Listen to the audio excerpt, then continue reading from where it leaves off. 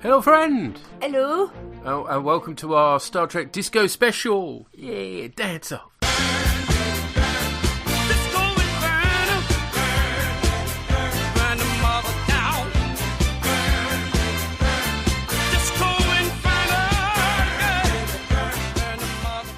Yes, this is obviously not going to be our usual style of vaguely in-depth hacking away at an episode because clearly it's early days yet. Yeah. But now there will be spoilers in this, just to warn you, because we will be talking about the episodes. Well, duh. Yeah. But yes, if you've not seen them yet, I do rather advise you go and see the episode first before listening to our bliverings.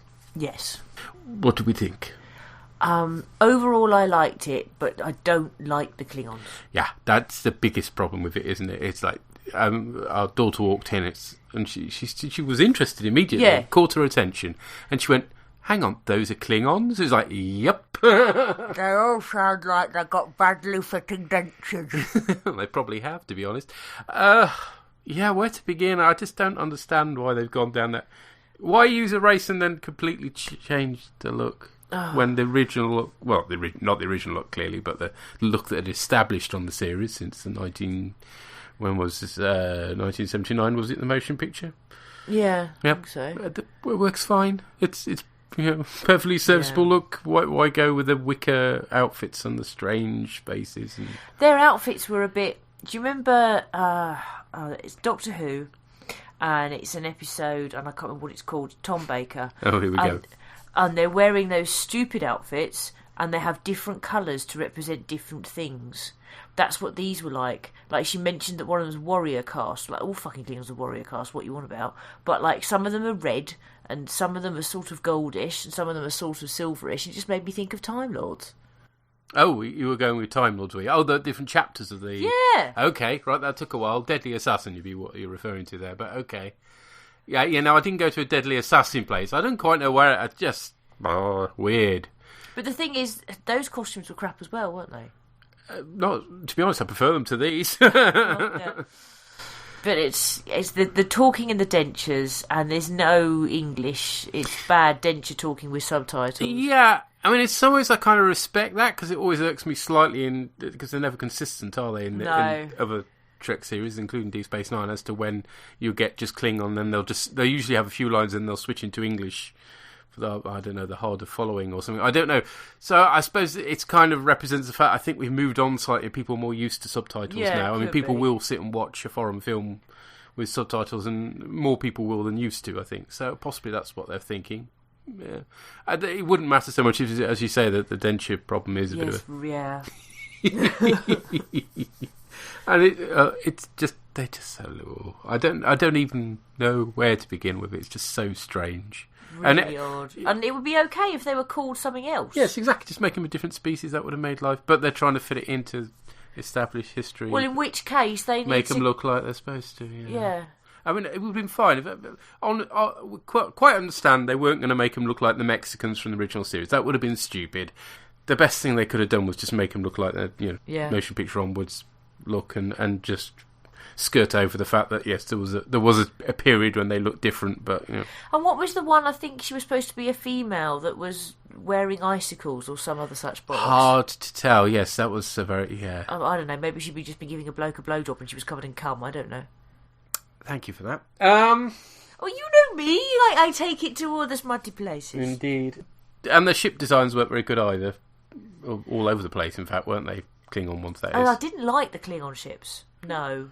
I mean, some of them looked okay-ish, but, you know. I didn't see that much of them. The ones that you saw more of were crap. Yeah, the main one, the sort of the hero one that gets blown up, that's just rubbish. But never mind. I liked the hoobly-bibbly thing, though. Oh, great. The hoobly-bibbly thing. It was pretty, and she was looking at it before the man appeared and attacked her. Oh, the sort of religious icon thing, yes, that she lands on. Yeah, no, that was good. I liked that. It was clearly Klingon from its design, but it looked interesting. Yeah. Yeah, no, that was good. And that whole sequence with her in the jetpack thing, that was pretty good. Quite like that. Yeah. And for the most part, the Federation stuff I liked. Yeah. The Shinzu was a lovely design, fantastic.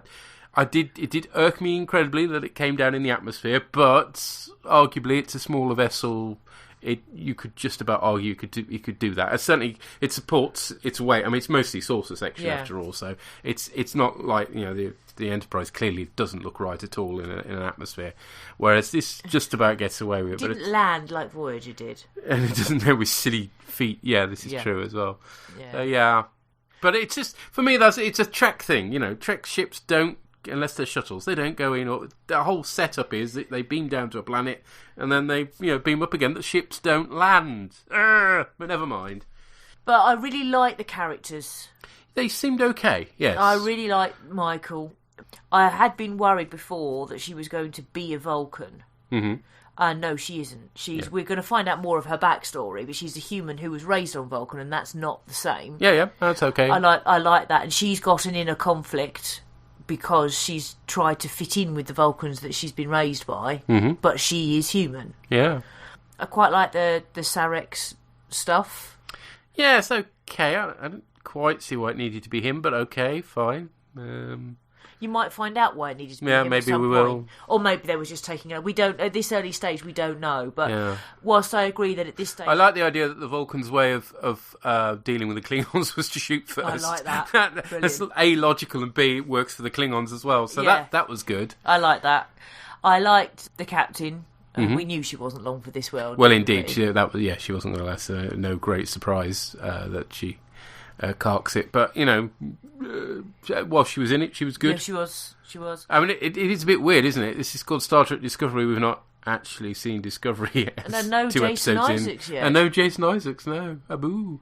No. But presumably your dog, what's his face, chap? Yeah, I can't remember his surname. Booger. It's not Doug Bugger. It's not Doug Bugger. Well, we're going to call him that now. It's Doug Bugger, everybody.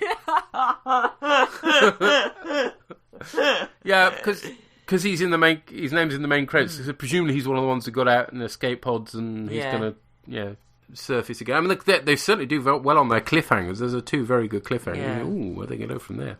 So that's. I liked his character. He was okay, yes. I was preparing myself to be quite irritated by him, but he seemed all right. Yeah, I did as well, because also in their trailer, where he says, our species has evolved to evolve one thing, and you're just like, what bollocks? But actually, in the main thing, they give it some context. Yes, that they are in prey. Context, that makes sense. And so they have therefore evolved to be more aware of imminent death, i.e. in order that they can act upon it, so that it makes more sense. So heightened sense of preservation. Yes, that's fine. That's not, sort of... some sort of magic power he's got. It's simply that, yeah, and that I like that, and I like him. I'm not sure what the fuck the thing was with the robot head. That was weird, and there was another guy. They're doing that thing where they got loads of aliens that you're never going to see again. It's the whole Enterprise stupidness. What species was the Doctor? I can't remember now, but we never saw them again. Denobium, yeah. What happened to them, and what happened to these guys? And it's just like, we can do loads of special effect masks and stuff now. Because we can do it, we're going to do it. Well, actually, just because you can do a thing isn't necessarily, because it means it's not in keeping with what we've already established. I mean, the Enterprise had Spock, and that was it for aliens for the most part. I mean, I can't remember any. I mean, it was at this point of Starfleet's supposed to be mostly human. Space hippies. Well, in terms of the aliens that were encountered by the Enterprise. No. I'm talking about the crew. The crew were nearly all humans except for Spock, and then but apparently not in the past or something. I don't know. Makes no sense. Those bizarre transporters. They were weird. Yeah. Okay. Yeah. Massive woofer speakers on the wall. Transport. I mean, I like the idea. It's clearly a more basic technology. So yeah, I like that as well. That works at least. It's not the flagship. It's an old ship. Yes, it is. Yes. But we've got Return of the Holocommunicator from... yes, that's a technology they suddenly forgot about for many years, then remembered briefly in Deep Space Nine before forgetting again because it was stupid. But no, we've got to, because we can do it, we've got to bring it... Oh, dear. Yeah, there's a bit... And suddenly the Klingons have got, admittedly only one ship by the looks. It has a cloaking device, even though they haven't nicked them from the Romulans yet, because that happens later on in the original series. Don't! Yeah.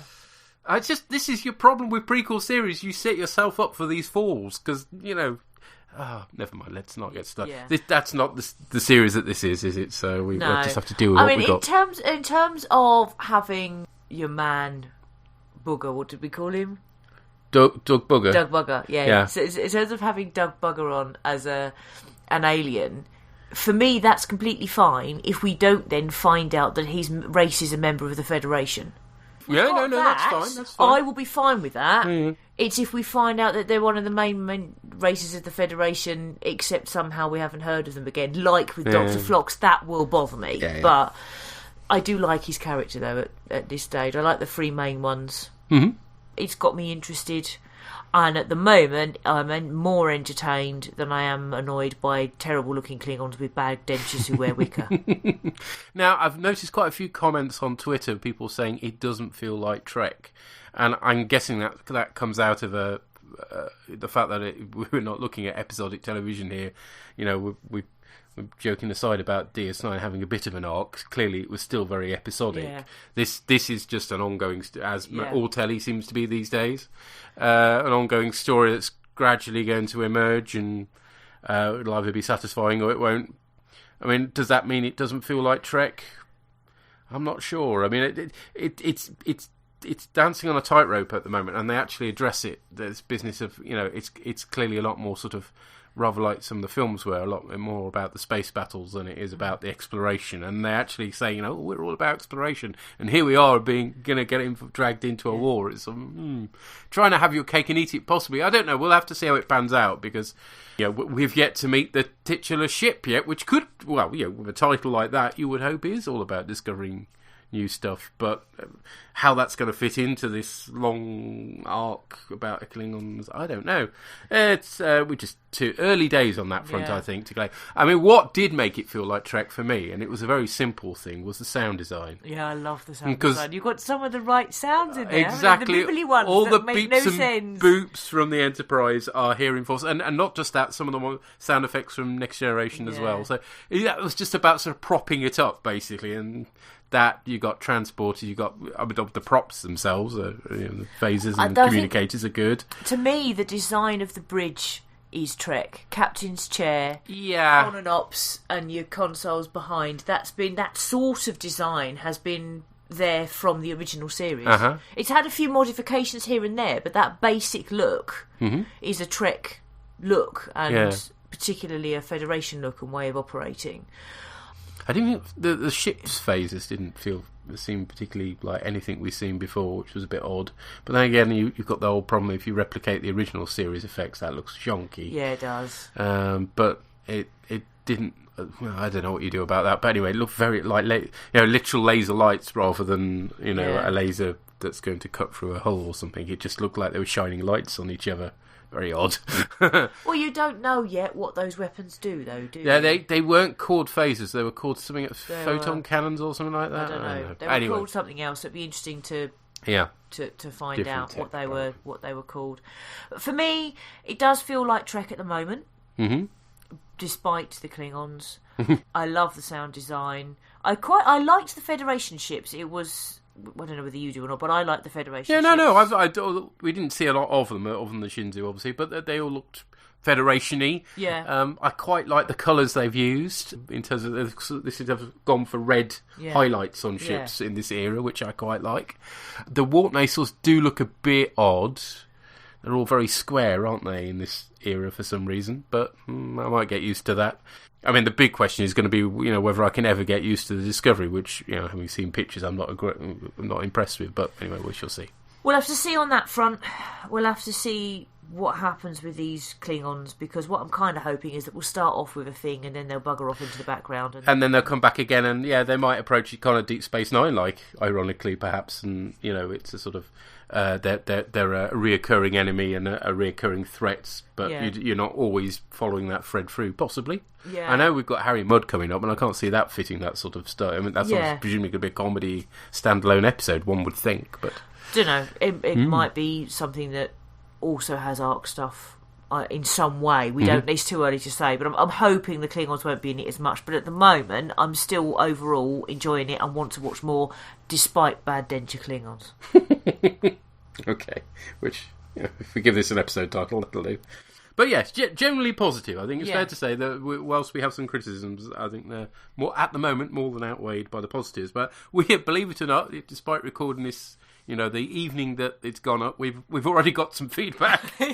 So congratulations to the Llama God for being so on the ball. Wow. Let's see what he has to say. Llama God's log, Stotte, Shakjake, Noi, Fiketsi Kirk.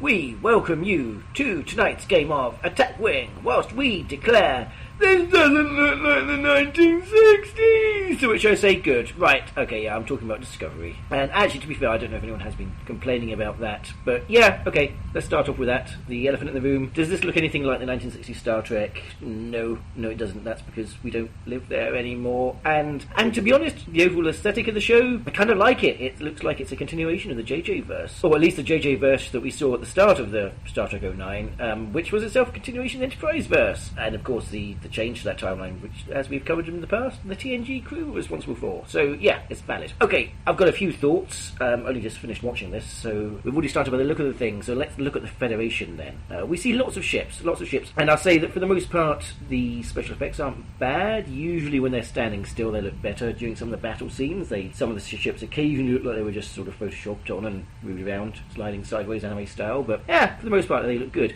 I like the designs. The designs of the ships actually look like they're a bridge between Enterprise and where the Kelvin verse would have been at the start of the 09 film. So, like the Kelvin itself, basically. The Shenzhou, the Europa, they look like they would have become the Kelvin, and then onward. Had Nero not turned up, and thanks to her little bit of fiddling, made the atrocity that is the 1701 from the 09 film. Anywho, the Shenzhou, again, I like the Shenzhou. I like the interior work. The design is good.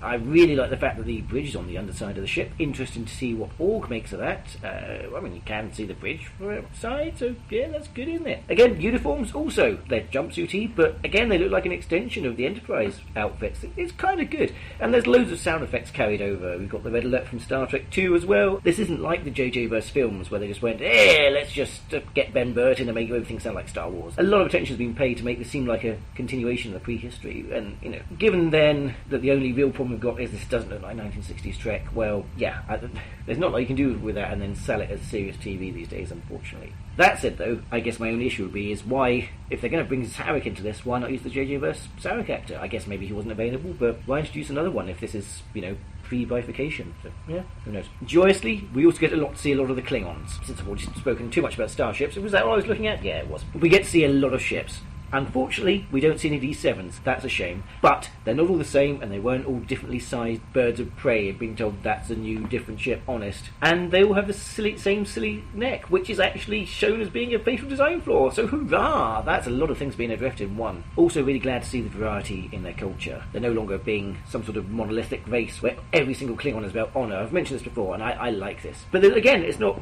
throwing away what's come before, which will come later. We get them venerating the dead, which they haven't done before, but they howl to announce the arrival of the dead at Stoker Core, so that's carried through as well. The new makeup, it'll probably grow on me. I'd like to have seen differences between the different houses, maybe, some sort of regional racial variations. That would have been quite good to also introduce the idea of differences in the cultures, but yeah, I guess the only problem really with the makeup is it's slightly over heavy, which makes it extremely difficult to speak through sometimes.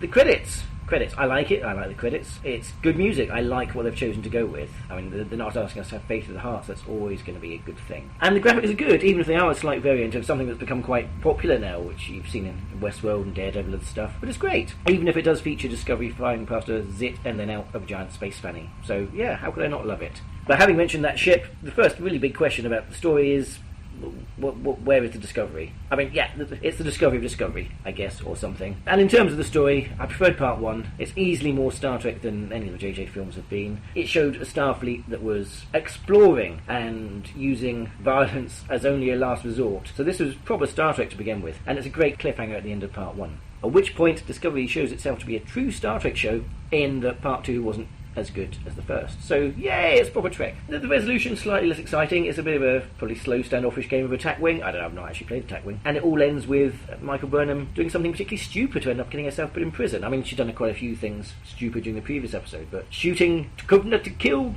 when that was what her whole goal was to not do, yeah, that was a bit dumb. So she's had to do something stupid to get herself in a position where she'll have to get out of trouble later. On the whole, though, my initial impressions are positive. I'm really interested to see where this is going to go. It's definitely got a lot of interesting plot threads, and performances were good, especially from the main cast. So yeah, I'm looking forward to seeing more. So yeah, I'd be interested to see if you guys record anything about this. And I'm looking forward to next week's episode of Discovery. So yes. So glory to you and your cast.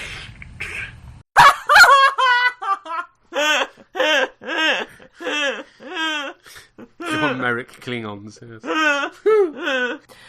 Second part doesn't quite live up to the first. No, it lacks that. I mean, that the first part has that wonderful spacesuit scene. I think that's really full of the joy of exploration. Exactly. Isn't it? Yeah. Yes. And you don't get it's not much like Attack Wing because you can't stay still in Attack Wing. You have to keep moving. So yeah.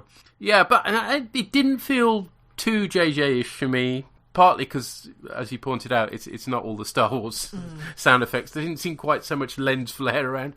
And yeah, there was just about enough focus on it all being about exploration, even if they are caught up in a conflict at the moment, to feel less like Star Wars with warp nasals. Yeah. The shame we didn't see some different size D7s, though. That would have been nice.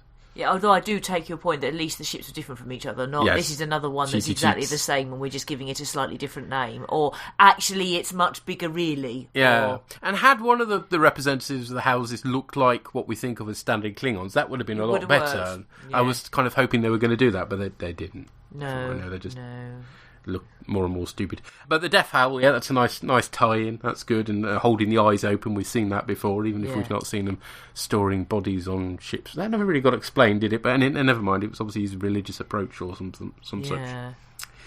Yes, I like the fact you can see the bridge. It's obviously quite unusual to have it underneath rather than at the top, but okay. And she gets a nice ready room, so thumbs up. Lots of stuff on those shelves. No fish. No fish? No, but not everybody has fish in their ready room. She has a telescope in hers. Yeah. Just in case all your sensors fail. Get-a! Some sort of scouting badge, I think she's earned there for being prepared. Yeah, quite possibly. And one other thing it's worth mentioning, and it didn't trumpet itself, and therefore, hence I haven't mentioned it sooner because it didn't shout itself aloud, but it's worth pointing out that both of the main characters are women having a relationship that passes the Bechdel test and then some. Yeah, a nice friendship and respect. That worked really well. It's a shame they had to kill off the captain. Yeah, but it's the sort of relationship that you routinely see blokes have on telly and nobody comments. And it's very rare to get it. True enough. With two women. And they've done it really well and I like that. Yes. Definitely. And it was never going to be Star Trek from the 60s and we weren't expecting that. I just don't see the point in departing from the Klingon maker because that isn't from the 60s, but No. Some point I might have some explanation for that. But well, if it's supposed to be after Enterprise, then surely they should have gone with something that somehow tied in with Enterprise because the jumpsuits are kind of like that, aren't they? And the thing with Enterprise is that Klingons look like they're supposed to look. And then there was that ridiculous thing about, they all caught some illness and that's why they look like Mexicans for a bit. So they could either gone with ordinary Klingons that hadn't caught the Mexican virus, or if they wanted to be embarrassing, they could have gone with the Mexican look. But I'm glad they didn't. That would have been worse than the Wicker look I've gone out feeling. But yes, maybe they've all had really bad plastic surgery. Maybe they have to try and replace, replace their ordinary look, and it's all gone horribly wrong. Yeah. There you are. There's our explanation. Well done. Shortly after, they executed their surgeon. Who was Denoblian, and they then declared war on them, and that's why we killed them all off. Yeah. We see, there you are. We've even solved the problem of Enterprise. Excellent. A job well done. We may well record something for next week's when it comes up. We shall see. Yes. There we are. We'll be a promising start, definitely. Yeah, definitely. I enjoyed it. Yes. And if we do record something for the next one, that'll obviously be before the next broadcast. Oh, curious. It'll be Tuesday. Yeah. And just to remind you that the next ordinary broadcast covering the next Deep Space Nine episodes will be Friday of next week. Friday the 6th of October. Cool. Okay. Feel free to send in feedback if you want to. So we'll catch you next time. Cheery bye. Bye.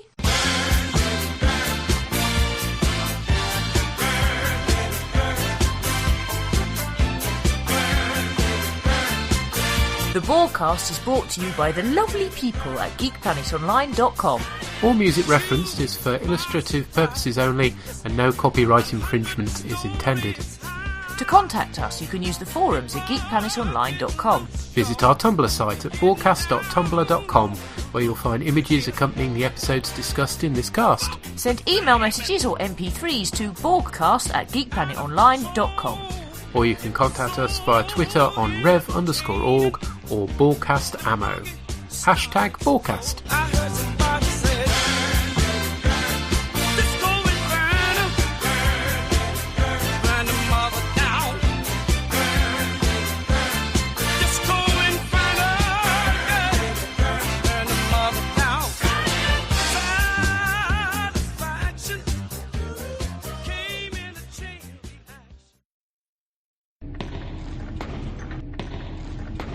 Shut it down!